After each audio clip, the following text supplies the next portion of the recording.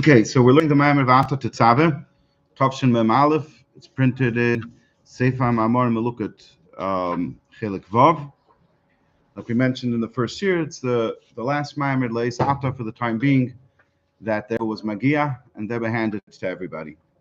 In this Ma'amar, the Rebbe is following the pasuk, the Ata Tetzaveh, Bnei Yisrael, V'yikchoi lech Hashem en zay zach kasis lamoir.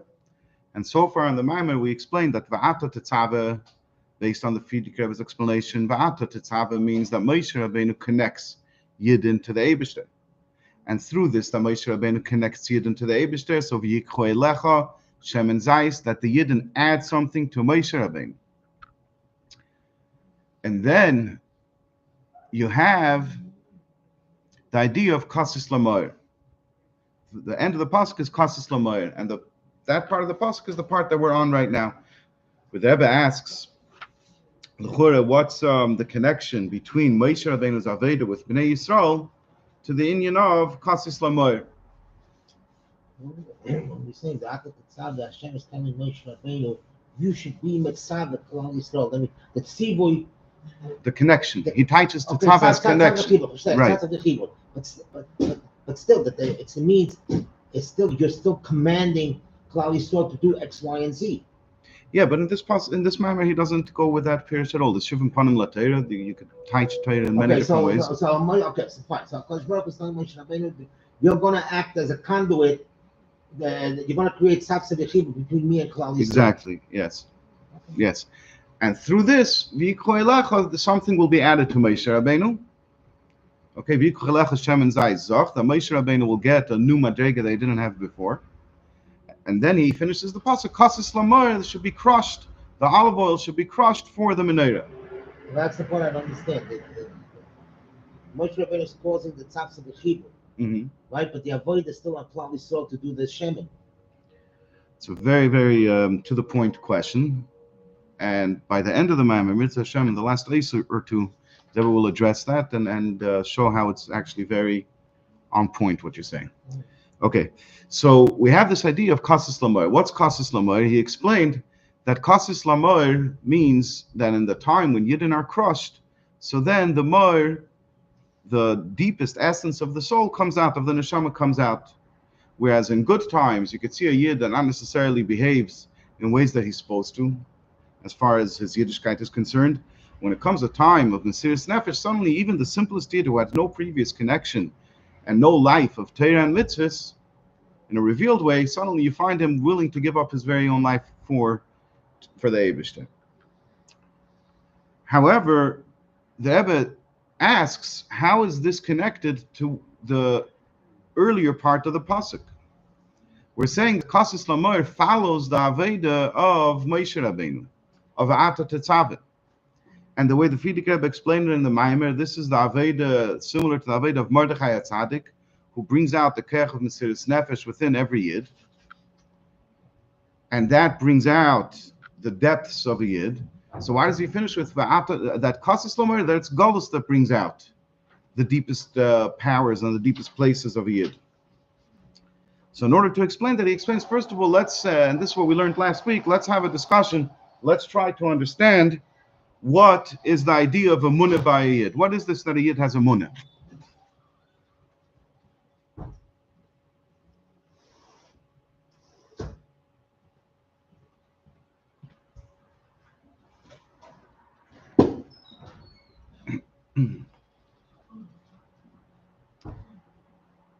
So, this that a Yid can understand Elikos, this that a Yid can have feelings for Elikos, this we understand. Torah is given to us as something that we can understand. Torah teaches us a lot of mitzvahs. Some things are in the category of mishpatim that we can completely understand. Some things are in the category of edus that we need more explanation. And then there's very few things that are chukim, and even those we can understand. How can we understand? We don't understand the chukim themselves, but we understand that there's something that's greater than us. There's something that's beyond us.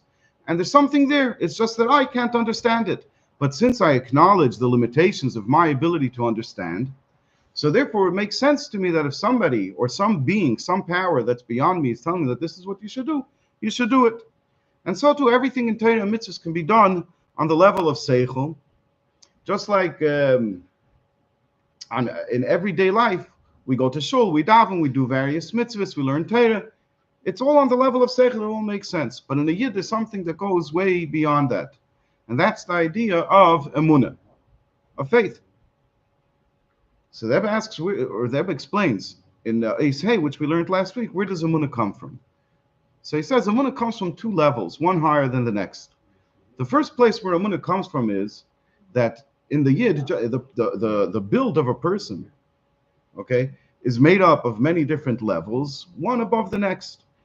We have the lowest level, the level of action, which is only a levush for the neshama, and then we have the level of speech, the level of thought, and then we have what's in the person's heart himself, the emotions of the person, and then you have deeper than that, the thoughts of the person, and then there's things beyond that. We could go up to Ratzin, we could go up to Tainug, and all of these things, however, could be in the level of a person as a human being, the level of the neshama, the way it exists within a human body and experiences life in this physical world. Then there's a part of the neshama, which is a part of the person that's even higher than that. And that part of the neshama remains beyond and elevated from the experience of life in the physical realm. So something that exists over there beyond the physical realm, it can see elikus, it can see godliness. Because it's not limited by the constraints of the physical world where you can't see godliness anymore. So it can see godliness. And since the neshama l'mayla sees godliness, so therefore the yid believes in it. Why? Because his neshama l'mayla is connected to his neshama down here. And it gives it this feeling based on the knowledge that the neshama has l'mayla, that it sees a likus and it knows for certainty that a likus is a real thing, it's a true thing. And that part of the neshama that's l'mayla influences the part of the neshama that's here in the body that it should also believe in the Eibishter. And that's called mazlayu chazi. That the mazel, the part of the neshama that's beyond the person, or at least beyond the person as a human being, sees a likus, and it influences the person to have faith in the Eibishter. Then he explains that emunah can also come from a second, much higher place. The emunah that comes from a second, much higher place is the emunah that comes from the etzem of the neshama, from the essence of the neshama. Why does the essence of the neshama have faith in the Eibishter? So that's not really a question that you can ask. The essence of the neshama is connected and attached to the Eibishter. The whole definition of the essence of the neshama is that it is attached to the Eibishter. And obviously something that's attached and connected to the Eibishter has faith in the Eibishter and believes in the Eibishter. And he explained in Eis Hey, which we learned last week, that the difference between these two levels is how much does the faith influence the person. When the faith comes because of something that he sees, so then it always remains abstract and external to him. It's not the definition of what he is. His neshama l'mayla is something that sees something else, in other words, elikus, and that's why he has emunah and elikus, or maybe that's not quite the trouble over here, because the fact that the neshama sees elikus l'mayla could go much deeper. But the problem is that the neshama l'mayla is not the neshama l'mata. So the neshama, as it stands l'mayla, doesn't become part of the day-to-day life of the person down here in this world. And therefore, it always remains an abstract and distant concept to him, this thing that the neshama experiences l'mayla. I'm a human being, I'm a physical being, living in this physical world, and whatever some other part of me that remains, living a parallel life, somewhere in a different universe is experiencing is quite distant from me. It's not part of me. It's not part of what I feel I am. Mashenkin, the emunah that comes inside the etzem of the neshama, that comes inside the essence of the soul, so that affects the person down here in this world also. Why? Because what's the essence of the person down here in this world? His essence is always connected and lives within the essence of his soul. Every single part of the person is part of his essence. Just like a person intuitively doesn't think of his hand as something that's separate from him. It's a hand that has nothing to do with him, was attached to him. That's not the way a person perceives himself. A person feels his entire being extends over every part of him. Why? Because a person is not an amalgamation of various different disconnected parts and things that were put together. It's all one person. And it all comes from his being. On a much greater level when it comes to the spiritual side of the person. His thoughts, his speech, his feelings, and his intellect, those are all part of the Etzem HaNeshama, or they come forth, they emanate from the essence of the Neshama. And what's their essence? Their essence is the essence of the Neshama. They don't have their own essence. They don't have their own distinct being that was added and clobbered together to put together a person. The essence of his thought is the essence of his soul. It's one essence that exists within all of it. And therefore it affects the person down here in this world. Why is it I have to provide a rationale for faith? Faith is the opposite of rationalization.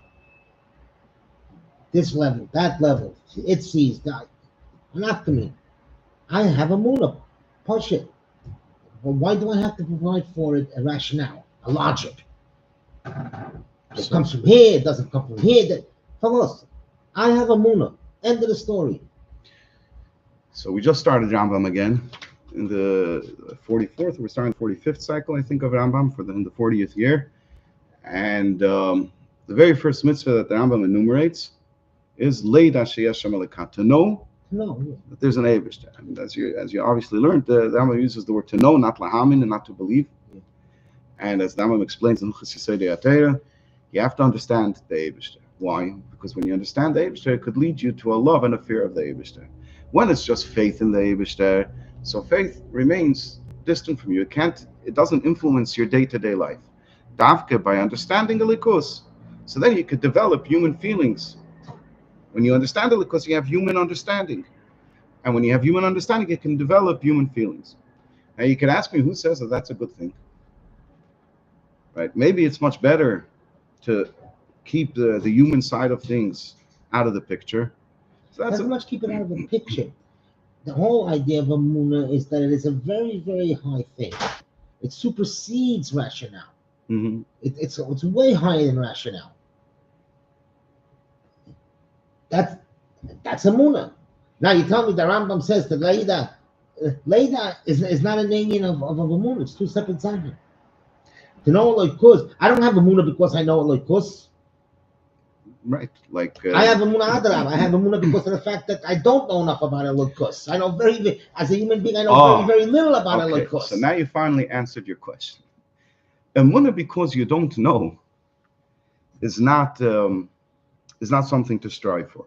In other words, in the Amunah that you say that it's distant from me, why do I believe in it? Because I don't understand it. That's why I have Amunah. That's my only relationship to it. What other relationship? I'm not going to understand. I don't understand Ein Sof. I don't understand the infinite. I'm a finite human being. I have no shaykhs to that. Alter Rebbe says it clear. So why don't we just finish? Based on what we just finished learning, maybe you could rephrase your statement. You just said I have Amunah because I don't understand. Right? Not so much over here he says I have Amunah.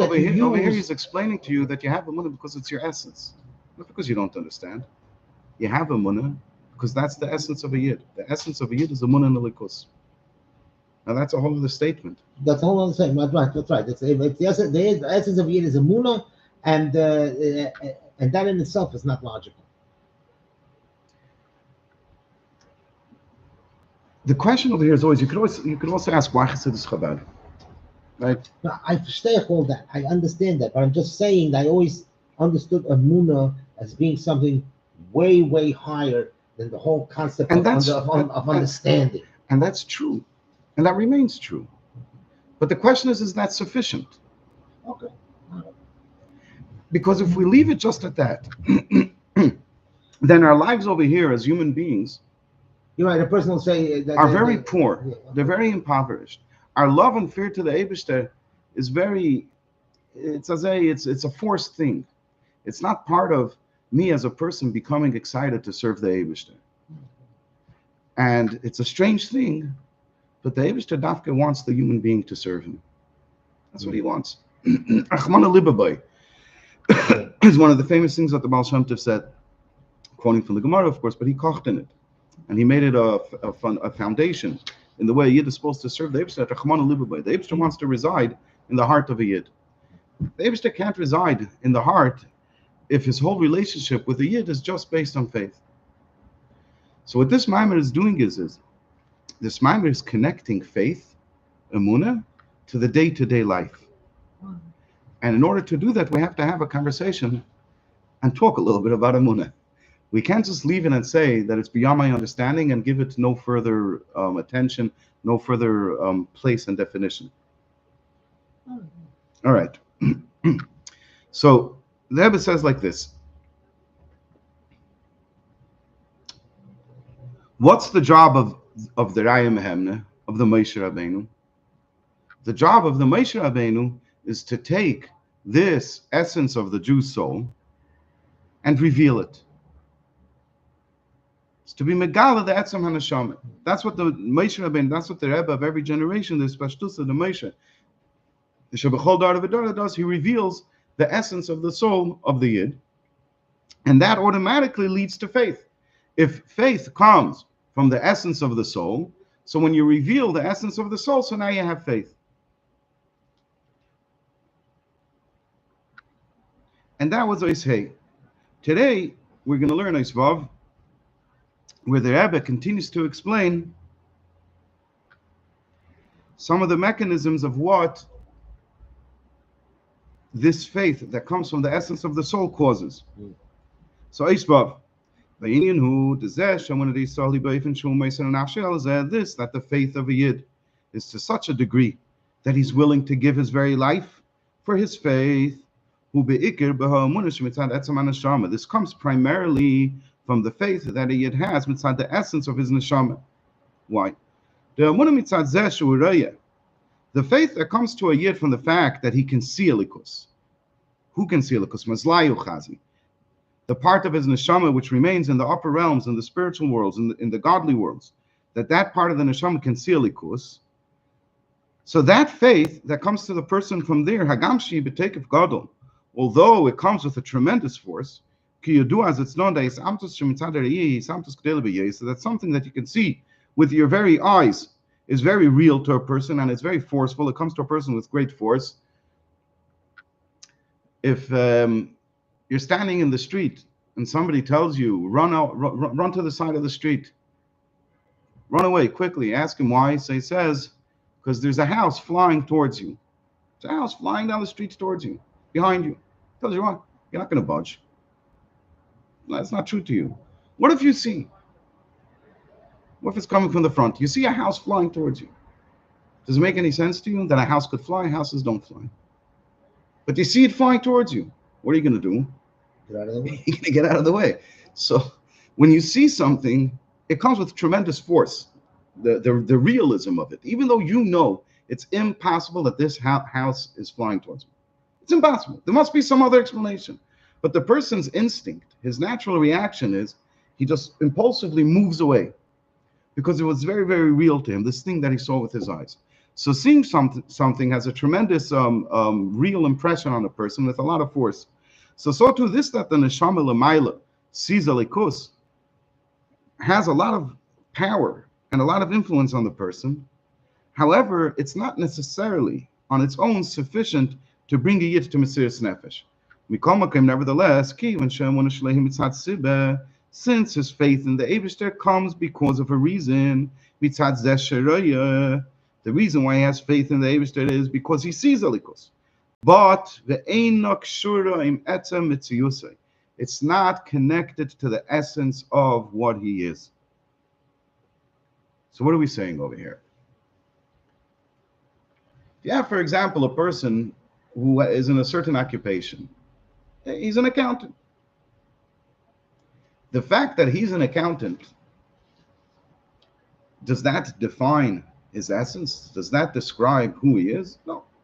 He's an accountant. Why? Because he was looking for a way to earn a living. He figured he'd do well at accounting. So he went to school, found out how to become an accountant, became an accountant. You have a lot of people, they go into accounting, they work for some real estate firm, and through accounting, they end up getting into the real estate business. What happened? I thought you said you're an accountant. He's like, I never said I'm an accountant. I was an accountant, but the reason I was an accountant wasn't because I am an accountant. The reason was because I had to make a living. So it wasn't me. There was some sibba, there was some external reason that caused me to be an accountant. Therefore, it doesn't define my truth, my reality, what I am. But therefore, later, I could become a real estate agent. Maybe he became an accountant because his mother said that she needs to have a lawyer, a doctor, an accountant, so she could brag to her neighbors. And then when she goes to the Catskills in the 50s, yeah, she had to brag. So, and his oldest brother became a lawyer. The next one became a doctor. So he became an accountant. But that doesn't define who he is. Then you have things that go a lot deeper to what the person is. For example, why am I my father's child? Why am I my father's child? I am my father's child. It's not because of a reason. And therefore, it's not something that can ever change. I'm not going to wake up tomorrow and find that I'm actually somebody else's child. Nothing I can do Can never change the fact. can never change the fact that I am my father's child. So this is something that's already much, much more connected to the very essence of what I am. You can make a hakira of exactly how deep to the essence it goes, but it's in the essence of a person.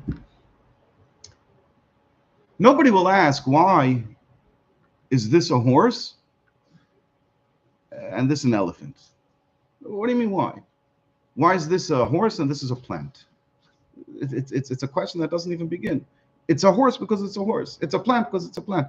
I'm a person because I'm a person. Those things go much deeper than a reason. It came from a horse. A plant because it came from a plant. A human being because I came from a human being. I don't see it that way. No? If it's only a horse because it came from a horse, so it isn't a horse. You have to say it's a horse because it is a horse. Then you would call it the child of a horse. There's a certain aspect in it that you call it the child of a horse. But what is it? You're talking more on a technical level. On a technical level, why did it end up being a horse and not a plant? Because it came from a horse. But what is it? Could you go from a horse to a plant? Could a plant become a horse or a horse become a plant? No, because the essence of the thing is it is a plant. That's what it is. It is a horse. That's what it is. Those are things that are much truer to the essence of a person than a reason, an external reason. And he's saying that the neshama in this world has faith in the Eibishter because it sees Elikus. That's a reason. The person down here doesn't see Elikus. Mitzad his life, mitzad his keiches hagluyim, mitzad his human characteristics, and even mitzad the characteristics of his neshama, he doesn't see Elikus. He isn't Elikus. He sees Elikus. It's a separate thing. So that's a sibba, that's a reason. It has enough force to cause Mesiras Nefesh in some cases, but not necessarily will it bring about Mesiras Nefesh. And so therefore, as true as it is to the person, he says, okay, this is true, but I'm over here. Yeah, what I see is very true, but this is me, I'm something else. So therefore, Mesiras Nefesh must come from a deeper place. This that a Yid's faith, we find its behavior that he gives his life for the sake of his faith. And he gives his life not because he believes in a better world that he's going to get somewhere else. He gives his life because he can't. He just can't otherwise. Faith in the Eibishter is the essence of what he is. A Yid isn't just a person. The truest part of a Yid is his neshama, the deepest definition, and the definition that most truly defines him, his entire being, is the fact that he is connected to Elikus and he has belief in Elikus. And that's his essence.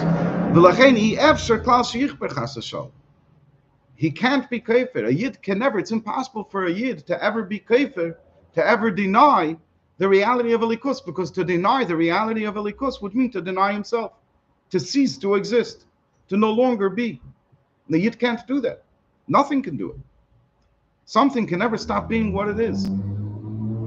It's not because of a reason. You just can't be what you're not. That's an interesting, because by the Spanish Jews, but of course we call them Anusim. Correct. That they were compelled. They always remained Yidden. That's it. They always remained Yidden. That's why but the Goyim, the Christians, were very cognizant of this. That the Yidden would parade down the stairs, would parade down the street with big golden crosses with diamonds. He said, "Look, I'm a Goy. Hey, I'm a Goy." And they turned and said, "No, you're a Marrano. A Marrano means you're a pig. That means I know you're a phony. Even though you swear to me that you converted, you're still in. Yeah. Very. Yeah. It's a truth that we cannot run away from. You can't run away from it. Even if you want to, the guy Even if you forces want. you. He still at the end he still insults you. And even the opposite, the Chas v'Shalom, a Yid who apparently from his own free will chooses to live a life of denial of Elikus, he's also still a Yid. He can't get away from it. The famous case with what's his name? He was a very high-ranking official in the Dreyfus? Catholic Lustiger. Oh, where? He passed away. He was kidnapped as a young kid in World War II, and not kidnapped, but they put him inside a Catholic orphanage in order to survive the Nazis. So he grew up. He was a kid. He grew up in Catholicism, very smart, and he worked his way up the ranks. And he was like one notch below the Pope. Wow. Lustiger, he passed away just a few years ago. Mhm. And fine, when his mother passed away, he told the guy, "I'm sorry, I have to go to shul and say Kaddish." This was like a mind-blowing statement Yeah. to the belt that came out in the newspapers. He says, "I'm sorry, I have to go say Kaddish." Yeah. But that's also anonymous. That person was also forced. That wasn't from his own free will. Yeah, but this is true. So, if we're going to talk about Mesiras Nefesh, so then you have to have the revelation of the essence of the soul. And that's something that's done through Moshe Rabbeinu. So let's see weiter. That Moshe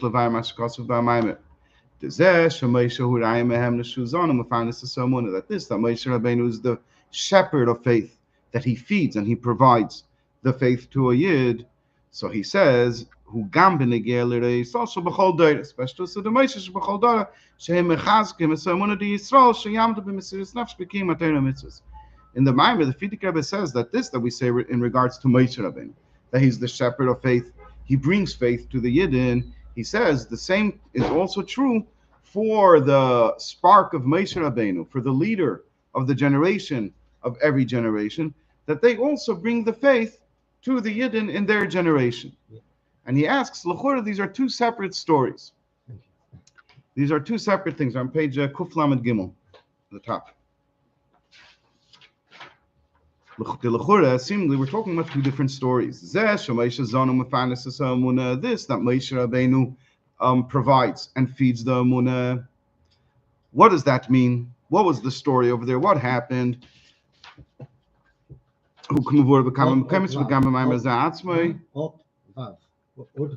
Okay. What page is it by you? Zion? It doesn't. Yeah, Ches. it's Zion. Yeah, Ches. Yeah.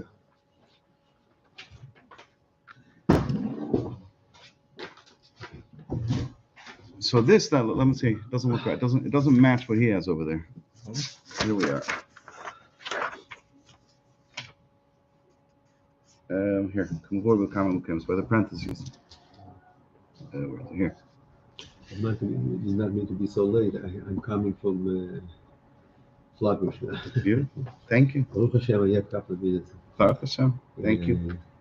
So this, that the Amunah, that Moshe Rabbeinu provided and fed the Yidden Amunah, how did it happen? What was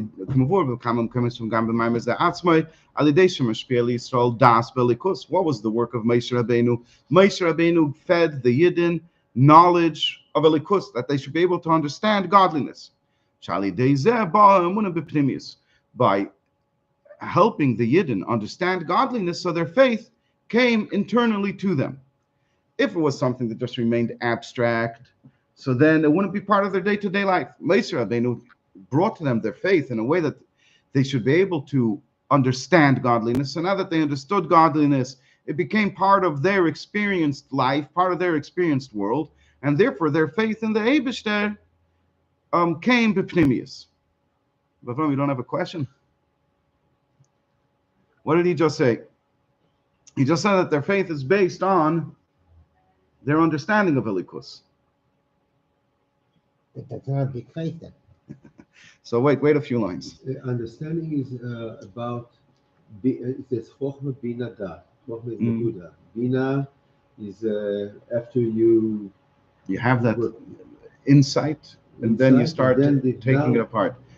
So what you're talking about right now, Moshe explained that godliness. So he worked on their understanding through Bina, giving them. How does it work exactly? How does it work? It's a little bit beyond my pay grade to explain it. Um, the way I understand it, I'm going to leave that unanswered. But Moshe Rabbeinu explained to them. Let's just leave it at that simple level. He explained to them Elikos. We could have a hint from the fact that he calls it das. Das is a type of knowledge, is the level of knowledge that's felt within the person. Explains in Tefillah L'Moshe that there's things that you understand intellectually because of proofs. You proved it. You checked a certain phenomena. You took two colors, and you mixed them, and you saw what color did it produce. So, and you proved it. You tried to take those same two colors from a different company of paint, and you mixed it, and again, it produced the same color. Must be that those two colors. So it must be that those two colors together make this color. So it's a proof that you have. It's a proof. But a proof, the next day, somebody could always bring you a stronger proof and throw your whole thing into question. For example, just to build on this case, he could take two lights. So I don't know how colors mix, but he could take two lights. Light works differently than physical colors. Right. Why? You know why? Because color, a surface that's not light, it subtracts light. It's a system of subtraction. In other words, when you have red paint can only reflect the red wavelength of light. It can't reflect the other wavelengths. So it's a system of subtraction. When you're working with light, it's a system of addition. You're adding light. But Al Kapanim, when you have a proof, so the next day somebody could come to you and show you a different proof. Okay? Das is a point where a person, it becomes so true to a person that no matter what somebody else tells him, he knows this thing with a certainty, with conviction, that can never be changed. Right. And perhaps you could explain it, Al Derech, what the Rebbe Rashab says in Teres Shalom, that you can have a big professor, a big intellectual, and he's standing and he's explaining to a simple person who doesn't understand much, he's explaining to him how wonderful it is for a child to have a connection to his father. And he brings them full of explanations and everything. No matter how much the intellectual explains it, the child, the way he understands it, the way he experiences his connection to his father, is beyond any type of intellectual explanation that the big professor could explain to him. And perhaps, that type of conviction that I love my father, my connection to my father is the best thing in the world, that might be an expression of das, where something is so true to the person beyond all the proofs that the professor brings to him that it's a good thing to be connected to your father. So Baruch Hashem, it was a relevant question. Yes. Okay, Baruch Hashem. Okay. Yes. Like I said, but it's a little bit beyond. Yeah. But he's not going to leave it at this, though. He's going to explain it a little bit differently in a moment. So let's see. You're still at Vav? Yeah. We barely moved actually. So a little after that parentheses that I showed you, that Moshe Rabbeinu teaches the Yidden and helps them understand Elikus, and because he helps them understand Elikus, so now their faith in Elikus isn't some abstract concept that's disconnected from their reality. Rather, it's something that they can understand, so it became part of their reality. So that's one story of Moshe Rabbeinu strengthening the faith of the Yidden. Then what's the other story that the Frierdiker Rebbe describes in his Maimer? Is V'zeh Shereye Yisrael Shebechol Doir Mechaskim Ha'emunah Hamavur B'Maimer Zeh. This that the shepherds, the leaders of Yidden in every generation strengthen their faith, that the Frierdiker Rebbe describes in this Maimer, Hamavur B'Maimer Zeh, who She'emunah Yisrael Tiyeh Beifin Mesiras Nefesh. He explains that the Emunah should be to the degree that the Yid will have Mesiras Nefesh for his Yiddishkeit. Then that's what it means.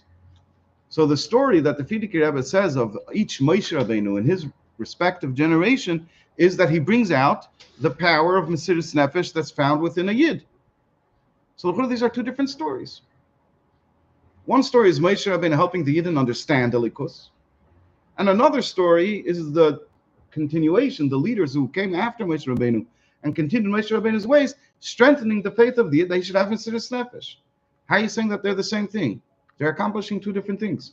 One is helping Yidden understand Alikus. One is helping Yidden have Mesiris Nefesh for Alikus. Why? How's that the same thing? She explains, based on everything we said before, we can now understand how they're truly the same. They're truly an expression of the same thing. How are they an expression of the same thing? Well, Pia now,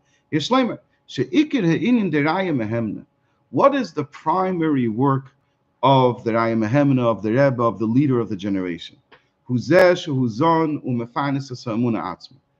It is to bring to a Yid and to feed to him and to reveal to him his own faith. That the faith should be not only mitzad reasons, mitzad that his neshama l'mayla can see godliness, that the faith of a Yid. Where is your faith returning it to what? Where is the continuation of that? It doesn't go in order. Loirak. Right. Yeah, right here. Okay. So, okay, I did not look at that. Okay. Yeah, Loirak, Kamoi.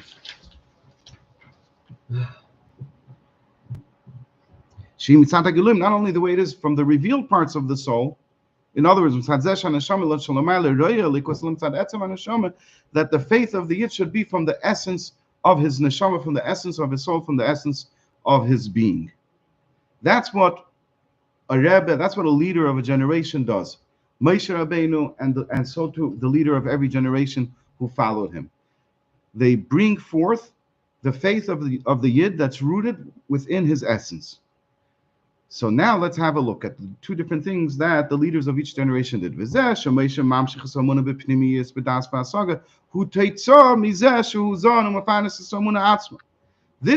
Rabbeinu helped the Yidden understand the Likus, that they should be able to perceive it and get it and feel it and know it. That was a result of the fact that he brought out the faith of the Yid. In other words, what he's saying is like this: what can you understand?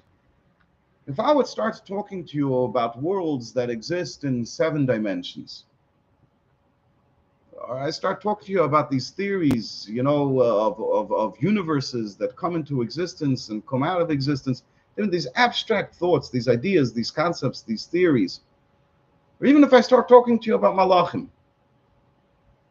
it's not something that you get. You get a malach? You don't get a malach. You understand. You were taught a lot of things about a malach, so you understand it. But to say that, to what level do you understand it? You understand it like you understand your business. You understand it like you understand music. You understand it like you understand things that are within your reality. Not at all. So Moshe Rabbeinu brought the emunah of a Yid, that he should feel his emunah, that it should become part of his existence. And now that his emunah is part of his existence, his connection to Alikus is part of his existence. So you start talking to him about Alikus, now he feels it. It's something that he gets. It's not just some intellectual, abstract concept, a theoretical matter. It's something that touches him, just like things that are part of your world touch you and you feel them. And that's why you can understand them and get them. So Moshe Rabbeinu takes the emunah of a Yid and he reveals it to the Yid. He brings it into his consciousness, into his lived experience. And now when you talk to him about Alikus, it has a completely different feel to him. It has a completely different power, a completely different derher, a completely different level of knowledge. So, but the main thing that Moshe Rabbeinu did is he revealed the faith of the Yid. That the Yid shouldn't be just like Lahavdil, any other human being, just like any other non-Jew, who to him, talking to him about Alikus is merely a theoretical concept, even if he's convinced of it. It's still something that he's convinced of from a distance. Moshe Rabbeinu comes and brings the emunah of a Yid, that it should be something that's felt within himself. Now that it's felt within himself, you talk to him about Alikus, so he feels it just like he feels music, just like he feels art, just like he feels the various things that he can understand. Alikus he could feel also. And it's not abstract, it's not theoretical. He feels it with brain and heart. And it's not only with brain, even within his brain. There's a difference in how you perceive things and how you get things that you know, or how you get things that I tell you, Lu Yitzuyah. What if there weren't only 3 dimensions? What if there were 7 dimensions? Yeah, what if we didn't only have 6 directions, right? Right, left, backwards, forwards, up and down. What if we had 7? Right? In other words, we would have 14 directions. If there were 7 dimensions, there would be 14 directions to go. What does it mean to have a dimension? To have a dimension means that you can move along one axis without the other axis being affected. And if you imagine a 3D object, right? Take the tissue box.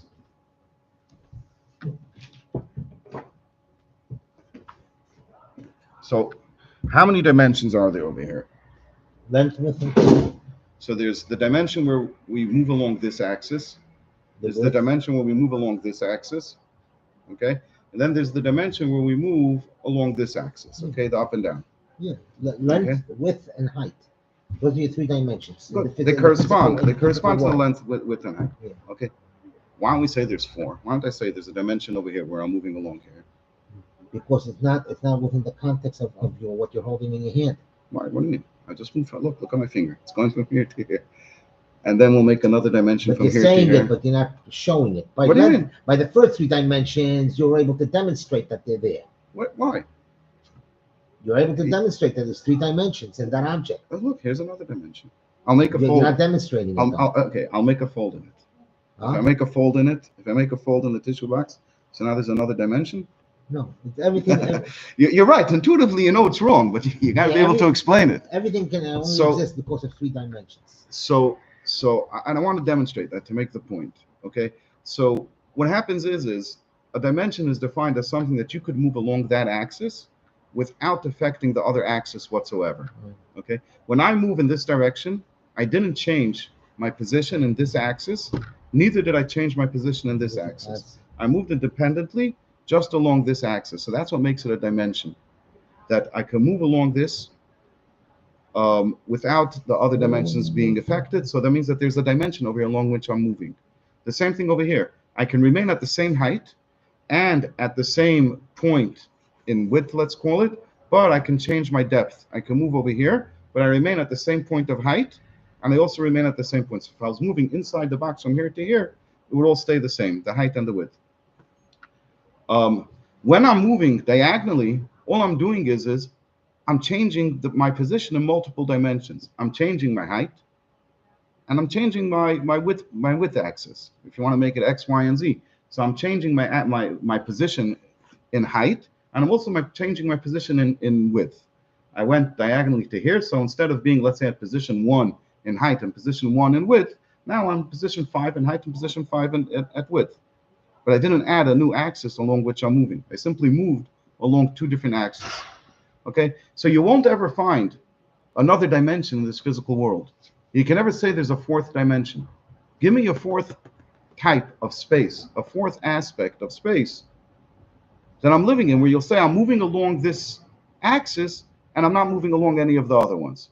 You can't. There's no such thing. So what if somebody would start talking to you about a reality, a world in which there's 4 dimensions?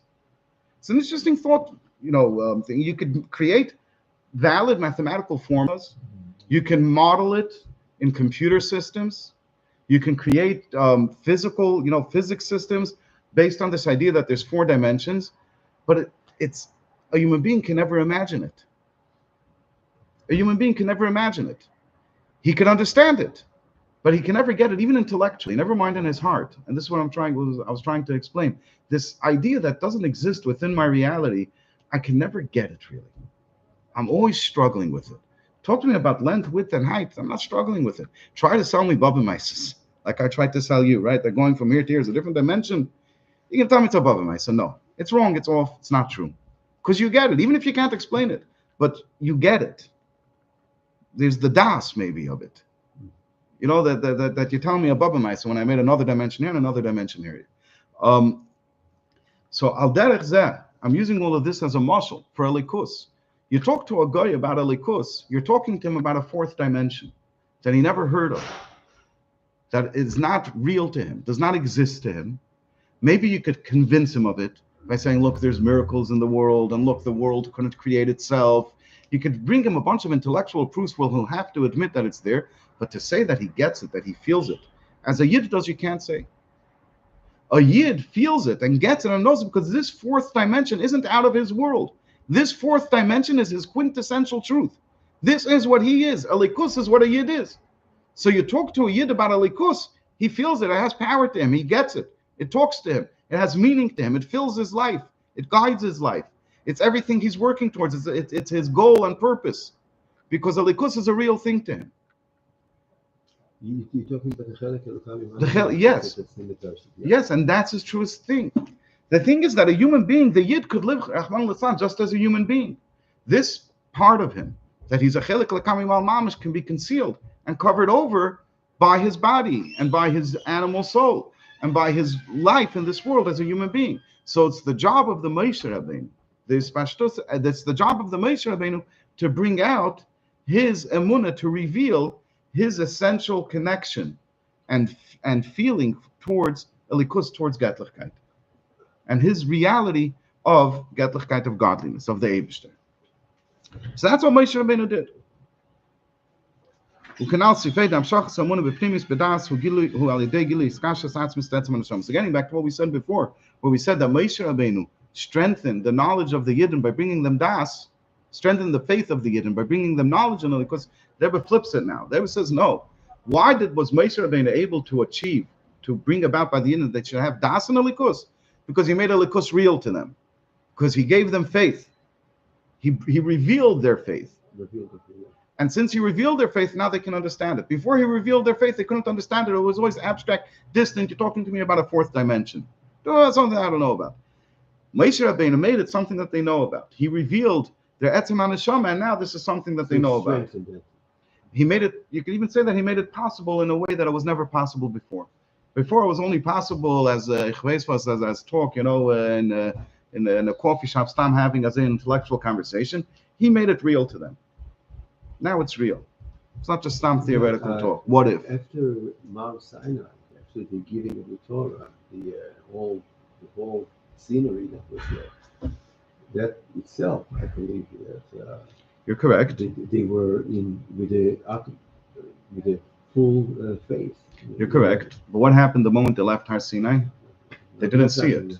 Well, I'm not talking to a different level. They came back. So in other words, had things remained the way it was during Har Sinai, so then you would say, Taka, that this is now the default state of matter, and I'm no longer a human being the way I know myself now. I'm a human being the way that sees the Likus in a revealed way.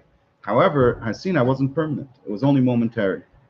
It's explained in other Mamam, the fact that it was only momentary actually means that even while it was happening, it wasn't as real as it will be to me when Mashiach will come. But that's for a different Mamar, for a different topic, a different time. So now it's the same story. Also, what all of the leaders of the Yidden did is, how do the leaders of the Yidden in every generation strengthen faith? Bring about Mesiras Nefesh? Also by the same mechanism, by the fact that they bring out the Etzem HaNeshama of the Yid. So now we have the same mechanism that Moshe Rabbeinu was doing to bring them knowledge of Elikus.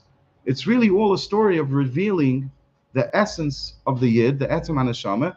And now you have two results. One result is what they experienced in the times of Moshe Rabbeinu, that they were able to understand godliness. Another result is what you saw in the times of Gzedis, like in the time of Mordechai, that they were able to have the Mesiras Nefesh for Yiddishkeit. I just want to be clear that when we say that Mordechai helped them, that they should be able to have Mesiras Nefesh for Yiddishkeit, you see that Yidden could have Mesiras Nefesh for Yiddishkeit even without any prompting, in a revealed way at least, from the leader of the generation. You see many Yidden who had no communication with the leader of the generation, yet they had Mesiras Nefesh.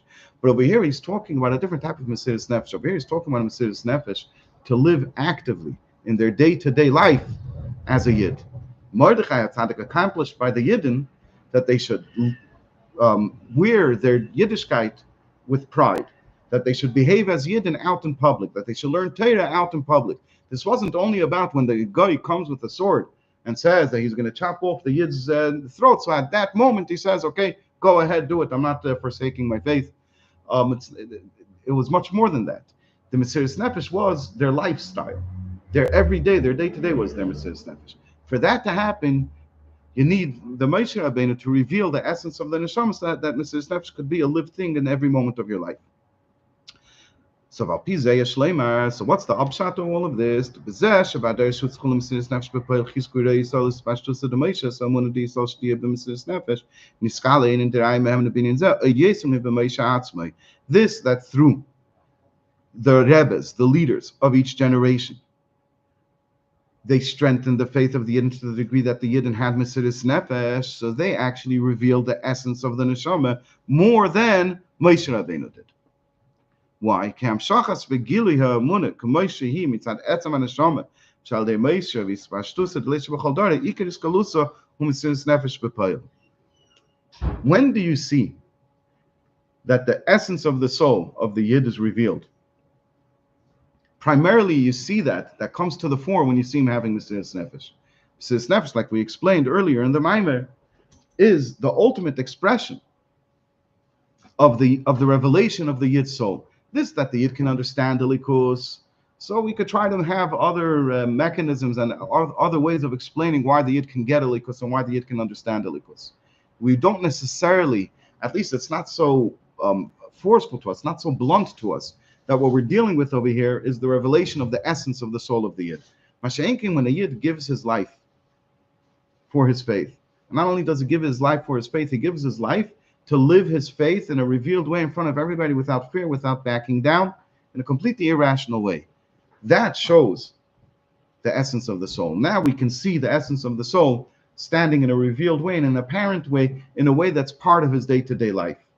So therefore it comes out that this quality of revealing the essence of the neshama of a Yid is much more by the leaders who came after Moshe Rabbeinu than by Moshe Rabbeinu himself. Because during the times of Moshe Rabbeinu, they didn't have to have Mesiris Nefesh. So even though Moshe Rabbeinu revealed the essence of the neshama of every Yid, and the Rabbeim, the Rebbes, and the leaders of the generations who come after Moshe Rabbeinu are following, they're in a spashtus of the Moshe. They're following Moshe's ways. However, this effect of Moshe Rabbeinu, that he revealed the essence of the soul, wasn't so apparent during Moshe Rabbeinu's time. It became much more apparent only in later generations when you had a Mordechai HaTzadik who had to reveal the essence of the soul of every single Yid then, and in other times of Shema Rachman Litzlan, when you had a leader of a generation who revealed the essence of the soul of the Yid in his generation so that they should live their life b'Mesiris Nefesh. Okay. We're going to learn Zion. It's late. We're going to learn Zion. We're going to make it a little fast. I will say like this. By no means do I think that I have a complete understanding of the Rebbe's Mamorim. In other words, even of the pashtus of the Rebbe's Mamorim. To talk about the full depth of the Rebbe's Mamorim need not be said. But I'm saying even just to get the cheshbon on the flow and to understand how each part fits with each other is also not necessarily do I know. But from what I could see, Zion has no place in this Maimer. It's not part of the Maimer. You could take out Zion, which we're going to learn now, and the Maimer flows and the Maimer is understood. It adds nothing, it removes nothing, apparently, as far as I can tell. So, and we'll talk about that when we finish. So why is Zion here? So let's see what the Rebbe says in Zion, and then we'll try to make a point out of that. What is the point of learning that? Because it has no... Let's see. Okay. Yeah. We'll find out. When was the time that the entire Jewish nation, without to the last one, had Mesiris Nefesh? That happened at one unique point in Jewish history, which was in the time of Purim, when Haman made his terrible decree against the Yidden. Because even the great Mesiris Nefesh of Chanukah in the time of the Gzeda of Yavin of the Greeks, the primary Mesiris Nefesh was amongst Matisyahu and his children. There were many other stories of Mesiris Nefesh, but the primary Mesiris Nefesh was by Matisyahu and his children, who took up arms. Just a few people took up arms against tens of thousands of soldiers or even more. That was a coin, right? Yes. However, the Mesiris Nefesh, which was performed during the Gzeda of Haman, was performed by every single Yid. According to this, we can understand why the Frierdiker Rebbe brings in his Maimer the Medrash Tafka of Mordechai HaTzadik. Why does that Mordechai was comparable, was equal in his generation to what Moshe Rabbeinu was in his generation?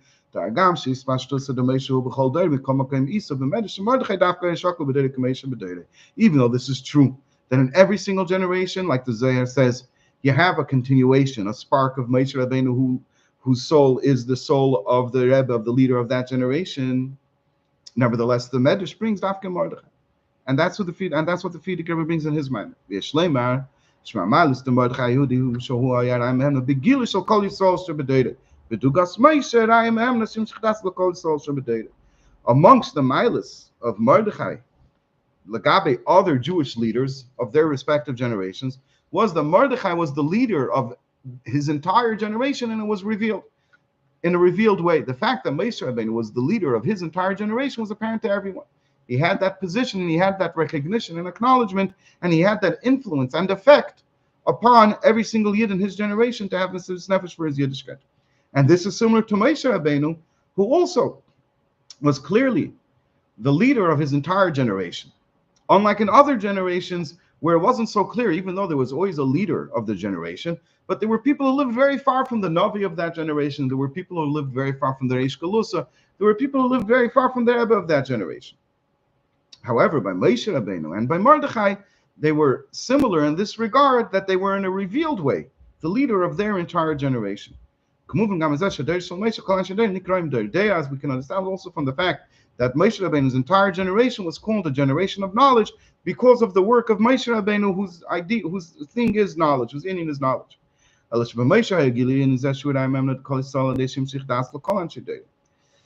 Rabbeinu, where did we see that he was the leader of the entire generation? We saw it in this, that he brought knowledge.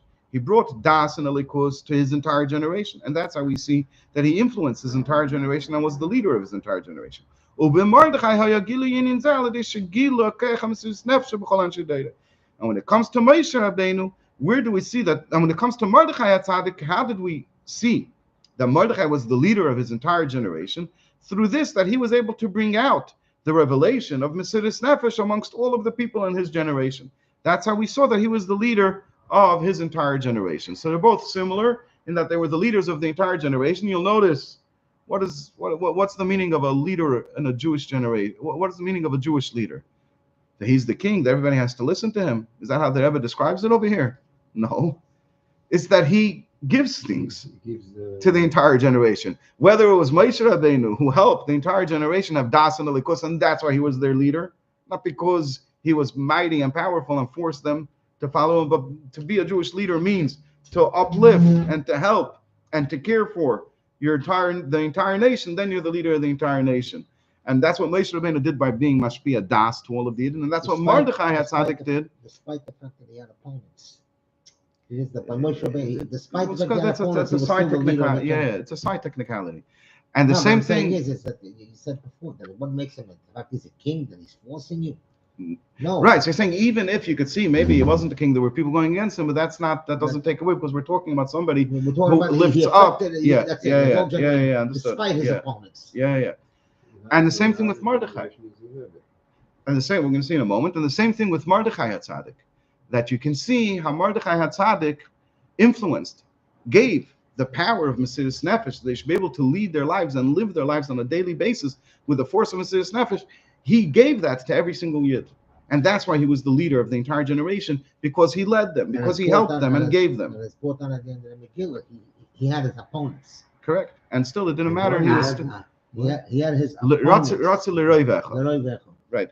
Now, what's the Rebbe saying with this? V'yeshleimar, it says, that through this, that the Frierdiker Rebbe brings in his Maimer, this idea and this statement, that Mordechai in his generation was equal to Moshe Rabbeinu in his generation, that he was the revealed leader of the entire generation. Al yedei zeh pasak bal hamaymer sadin al atzmei. The Frierdiker Rebbe sets the fact and rules in regards to himself, that he was also shuhu harayim ehemna begilui shel kol anshe hadar, that he is the leader, the shepherd of faith, in a revealed way of everybody in his generation, of his entire generation. No, the Frierdiker. Yes, the Frierdiker Rebbe, yes. And this was apparent to anybody who's familiar with the history of Judaism in Russia and in the Soviet Union in general, which encompassed after the war also Poland and other countries, many other countries, and even before that, Ukraine, where the Fidigrebbe brought Mesiris Nefesh and caused the Yidden, the entire communities in Russia, to stand with the force of Mesiris Nefesh to live like Yidden. And like Beryl Lazar says, when people ask him, how did you come to a country where there was nothing? And look at it, it's now such a massive, major Jewish, renaissance over there is going on. And he answers, I didn't do that. I didn't come to a country where there was nothing. The Frierdiker Rebbe, and then after him, the Rebbe kept Yiddishkeit, and it wasn't just seeds, kept Yiddishkeit alive and well. It was just immediately beneath the surface. I came, and everything that was beneath the surface, boom, it came right above the surface. This is not to take away credit from him. He does this tremendous work. But this is his own words. And somebody asked him this question. Because they had it inside of them. Because the Rabbeim kept the Yiddishkeit of Russia going. The Frierdiker Rebbe, we're talking about the Frierdiker Rebbe now in his times, so we'll stick just with that. It kept Yiddishkeit alive amongst the Russian Jewry. So too with the Frierdiker Rebbe's visit to America during the Great Depression, or just before the Great Depression in 1929. And then when the Frierdiker Rebbe came here, of course, in 1940. So a lot of Mesiris Nefesh. The Frierdiker Rebbe brought out amongst Jewry in general, by every year, no matter how distant they were, through his shluchim and through his influence and through his tireless work, that they should maintain their connection to Yiddishkeit, and not only maintain their connection to Yiddishkeit, they should strengthen their connection to Yiddishkeit to the point of Mesiris Nefesh. And that's what the Frierdiker Rebbe ruled regards to himself, that he is also the leader of the entire generation. Now, if the Rebbe is saying it in the Maimer, that because the Frierdiker Rebbe said it in his Maimer, mentioned that Moshe Rabbeinu, that Mordechai HaTzadik was the ruler of his entire generation, similar to Moshe Rabbeinu, and the Frierdiker Rebbe only hinted to it there. And the Rebbe is saying this clearly, that this means that the Frierdiker Rebbe paskined it according to himself, upon himself. So how much more so where the Rebbe in his Maimer says it explicitly. He didn't get to the Frierdiker Rebbe. And Ulei Yeshleima says it in a ace that has, I to my level of being able to understand it, I don't see how it fits in with the rest of the Maimer. That the Rebbe is making a statement over here in Eis Zayin, in the seventh Eis, which corresponds to the day of the Rebbe, the day Hashvi, the seventh generation. The Rebbe says over here that we should know that who is the leader in a revealed way, who brings the entire generation to a state of being able to serve the Eibishter with Mesiris Nefesh and flames the fires of Judaism, of Jewish life throughout the entire world, like we see the Rebbe's influence on every single community, even on the communities that are only Ratzi L'Rei V'Echav, that claim to have disagreements. The Rebbe influences the entire Jewish generation to live their life in a way that is in accordance with the essence of their soul, that's driven by, and that is in the way of the Etzam HaNeshama of a Yid. So that's Zion. Yeah, go ahead. No, so you were, what is it they say, what you just explained in